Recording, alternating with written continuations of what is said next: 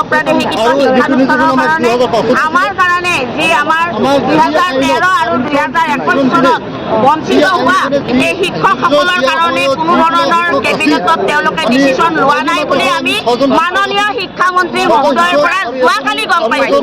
যোৱাকালি বাইহাটা চাৰিআলিত মাননীয় শিক্ষামন্ত্ৰী মহোদয়ে বেজেৰাত আমাৰ শিক্ষকৰ আগত কৈছে যে আপোনালোকৰ যদি পদ প্ৰাদেশিকৰণ কৰিব লাগে 2013 আৰু 2021 চনত বঞ্চিত হোৱা শিক্ষকসকলক তেতিয়াহ'লে আমি কেবিনেটত ডিচিশ্যন ল'ব লাগিব আৰু কেবিনেটৰ ডিচিশ্যন মতে হ'ব। এই খবৰটো পোৱাৰ পিছতে আমাৰ মনবিলাক আৰু দুখত ভাগি পৰিছে। বহুত শিক্ষকে আজি মৃত্যুবৰণ কৰিবলৈ ৰেডি হৈ আহিছে। গতিকে এই স্থলীৰ পৰা মাননীয় মুখ্যমন্ত্ৰী মহোদয়ক এটাই অনুৰোধ কৰিব বিচাৰিছোঁ, আপুনি এই সপ্তাহৰ ভিতৰতে কেবিনেটত ডিচিশ্যন লৈ আমাৰ এই দুৰ্ভগীয়া শিক্ষকসকলক, আমাৰ শিক্ষক কৰ্মচাৰী বেছি নাই, 5,500 আমাৰ শিক্ষক কৰ্মচাৰী আছে, এই শিক্ষক কৰ্মচাৰীসকলক আপুনি পদ প্ৰাধিকৰণ কৰিব লাগিব।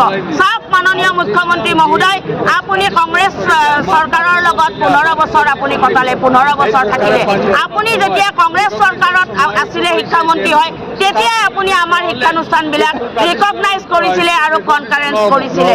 কিয় আপুনি তেতিয়া আমাক কৈ নিদিলে যে আপোনালোকৰ এটা সময়ত চাকৰি নহ'ব, আপোনালোকে ৰাজপথত ওলাই আহিব লাগিব, আপোনালোকে এতিয়া জীৱন যৌৱন শেষ কৰি দিয়ক আমাৰ লগত, কিন্তু আমি এটা সময়ত আপোনালোকক উলিয়াই দিম।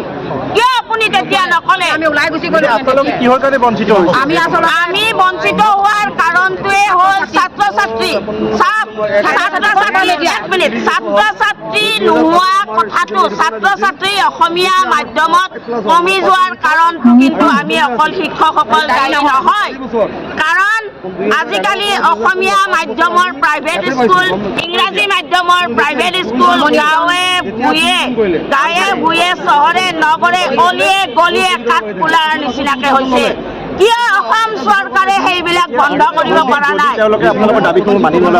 দাবী মানি নলয় তেতিয়াহ'লে আমাৰ ধাৰাবাহিক আন্দোলন ৰাস্তাত হ'ব।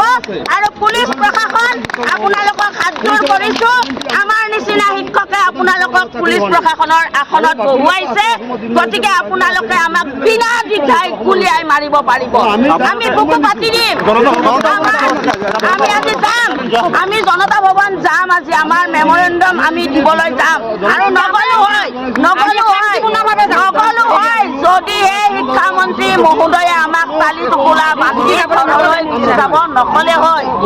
আমাৰ জীৱন যৌৱন সকলো শেষ কৰি পেলালে এই চৰকাৰে। গতিকে মাননীয় মুখ্যমন্ত্ৰী মহোদয়, আপুনি আৰু আমাক শেষ নকৰিব, আমি অলপ পিছতে আমি জনতা ভৱন যাম। আমি আপোনাৰ CM ব্ৰাঞ্চত আমাৰ মেমৰেণ্ডাম দাখিল কৰিম। মাননীয় মুখ্যমন্ত্ৰী শিক্ষামন্ত্ৰী ডাঙৰীয়াক এটা আমি দাবী জনাইছোঁ, 5,500 শিক্ষক বিনা চৰ্তে মানৱীয়তা দৃষ্টিভংগী আমাক প্ৰাদেশিকৰণ যদি নকৰে তেতিয়াহ'লে আমি পুনৰ আন্দোলন কৰিবলৈ বাধ্য হ'ম।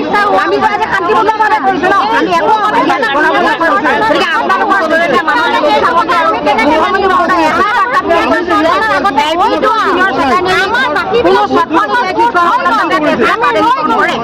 আৰু মাননীয় মুখ্যমন্ত্ৰী মহোদয়ৰ ওচৰত আমাৰ আস্থা বিশ্বাস অতি আছিল।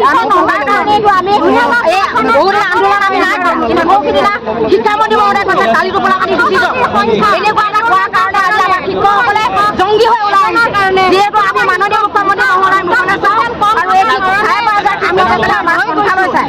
গতিকে আমি বন্ধমল্ল ডাঙৰীয়া, নতুনভাৱে শিক্ষামন্ত্ৰী ডাঙৰীয়া, মুখ্যমন্ত্ৰী মহোদয়ক এটাই আহ্বান জনাইছোঁ, অতি সোনকালে কেবিনেটত লৈ এই 5,500 শিক্ষকক বিনা চৰ্তৰে যদি প্ৰাদেশিকৰণ কৰে